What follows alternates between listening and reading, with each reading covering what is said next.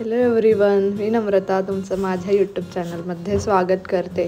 तर आज खूप दिवसांनी मी तुमच्यासाठी मस्त असा शाही तुकड्याची रेसिपी घेऊन आली आहे।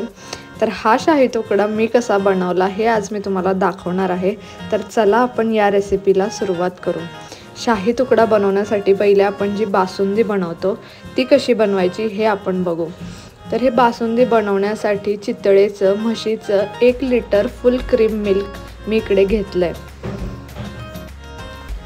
तर कढईमध्ये हे 1 लिटर दूध टाकून घ्यायचं आणि गॅस चालू करायचा आणि दुधाला असे उकळी येईपर्यंत मस्त हे बॉईल करायचं।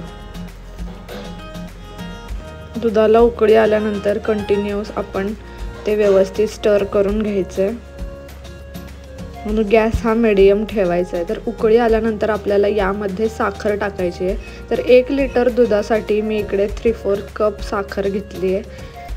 तर ही साखर आता या दुधामध्ये टाकून घ्यायची।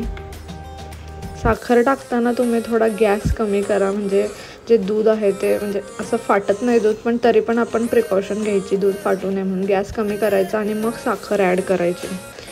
साखर ॲड करून झाल्यानंतर ती पूर्ण विरघळेपर्यंत व्यवस्थित परत बॉईल करून घ्यायचं। मीडियम गॅसवर ठेवायचं दूध। आणि आपण इकडे मी आता केसरच्या थोड्या पाकळ्या घेतल्यात। तर तुम्हाला आवडत असेल तर हे केसर तुम्ही टाकू शकता, त्याने थोडासा लाईट येलो शेड यावा म्हणून मी ते केसर ॲड केलं। आणि इकडे आपण मस्त ड्रायफ्रूट्स घेतले, त्याच्यामध्ये मी काजू, पिस्ता, बदाम आणि थोडेसे चारोळी घेतले। तर दुधाला ती उकळी आल्यानंतर साखर पूर्ण विरघळून झाल्यानंतर केसर टाकून झाल्यावर आपण हे ड्रायफ्रूट्स त्यामध्ये ॲड करायचे।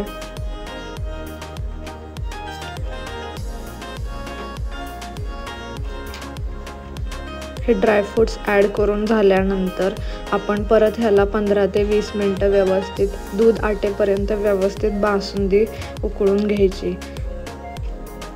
तुम्हाला मी इकडे दाखवणार आहे की बासुंदी कोणत्या स्टेजला आल्यावर परफेक्ट बासुंदी अशी रेडी होते, म्हणजे दूध पूर्ण आटून बासुंदी रेडी कशी होते हे मी तुम्हाला व्यवस्थित दाखवणार आहे। तर तुम्ही इकडे 15 ते 20 मिनिट झाल्यानंतर तुम्ही इकडे बघू शकता हे बासुंदी आत्ता रेडी झाली आहे। त्याचा कलर पण थोडासा लाईट येलो शेड आला आहे। आणि हे गॅस मोठा केल्यावर तुम्ही हे बासुंदीचे आलेले बबल्स तुम्ही बघू शकता, हे थोडेसे घट्ट यायला लागले, म्हणजे दूध आटल्यावर कसं आटायला सुरुवात होते हे बघा इकडे। एक्झॅक्ट या आपल्या स्टेजला बासुंदी आपली रेडी झाली आहे आणि ह्याच टाईमला गॅस बंद करायचा। तर तुम्ही इकडे बघू शकता की बासुंदी एकदम मस्त रेडी झाली आहे। बासुंदीची परफेक्ट कन्सिस्टन्सी कधी आल्यावर तुम्ही गॅस बंद करायचा हे मी तुम्हाला दाखवलं आहे। तर तुम्ही इकडे बघू शकता मस्त ही बासुंदी रेडी झाली आहे। आणि तुम्हाला जर हे ड्रायफ्रूट स्किप करायचे असेल तर तुम्ही तसं पण करू शकता, पण मला आवडतात ड्रायफ्रूट्स म्हणून मी टाकले। तर छान बासुंदीला चव येण्यासाठी मी इकडे थोडासा पाव चमचा ही आपली कार्डेममची पावडर टाकली आहे। तर आणि मस्त एकदम मिक्स करून घेतलं आणि ही बासुंदी एका भांड्यामध्ये काढून रेफ्रिजरेट करून द्यायची। 5 ते 6 तास पूर्ण बासुंदी थंड व्हायला ठेवून द्यायची। तर तुम्ही इकडे बघू शकता ही कन्सिस्टन्सी आली आहे बासुंदीची आता ही। आणि 5 ते 6 तास झाल्यानंतर बासुंदीची कन्सिस्टन्सी, या दोन्ही कन्सिस्टन्सी मी तुम्हाला दाखवते। आणि बासुंदी रेफ्रिजरेट करायला ठेवल्यानंतर मी इकडे दुसऱ्याकडे एका छोट्या कढईमध्ये आपलं जे गाईचं किंवा म्हशीचं तूप असतं ते 1/2 वाटी घेतलं। आणि आपले जे व्हाईट ब्रेड्स असतात त्याला मी जे कडा असतात त्या काढून घेतल्या आणि त्याला असं त्रिकोणी शेपमध्ये कट करून घेतलं। हे 10 ते 12 पीसेस आहेत, तर तुम्ही तुमच्या आवडीनुसार अजून घेऊ शकता।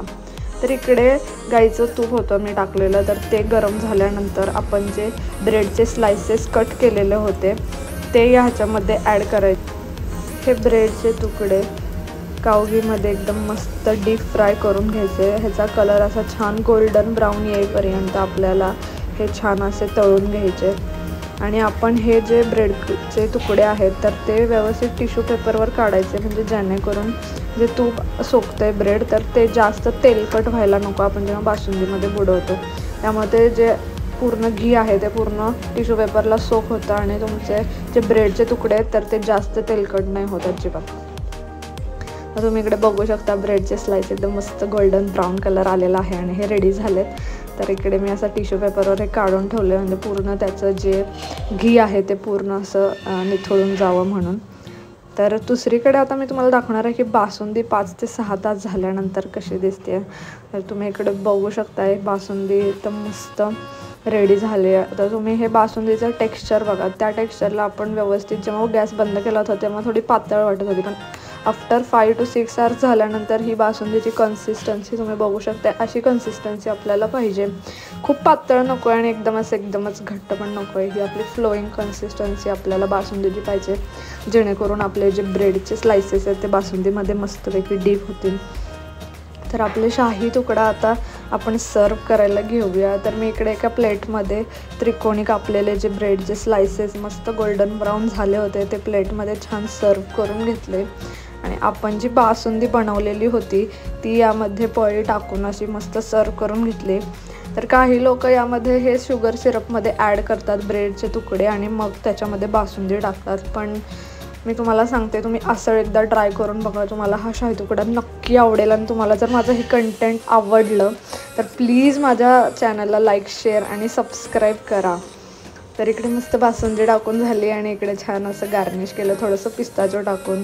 तुम्हाला जर आवडत असेल तर तुम्ही टाकू शकता किंवा नाही टाकलं तरी पण काय प्रॉब्लेम नाही. असा शाही तुकडा खूप एकदम मस्त लागतो. आणि थोडंसं अजून छान दिसावं म्हणून मी माझ्याकडे ते रोज पेटल्स होते तर मी ते थोडे ॲड केले. शाही तुकडा मस्त गार्निश झाला आहे. आणि तुम्ही जेव्हा खाणार आहे शाही तुकडा तेव्हाच ह्या ब्रेडवर मस्तपैकी बासुंदी टाकून सर्व करा, म्हणजे तुम्हाला ते थोडंसं क्रंचीनेस, क्रिस्पीनेस तुम्हाला छान लागेल. आणि ही रेसिपी प्लीज नक्की ट्राय करा, मला कमेंट सेक्शनमध्ये सांगा. इकडे शाही तुकडा एकदम मस्त रेडी झाला आहे. हा तुम्ही एन्जॉय करा आणि माझ्या चॅनलला लाईक, शेअर आणि सबस्क्राईब करा. चलो बाय.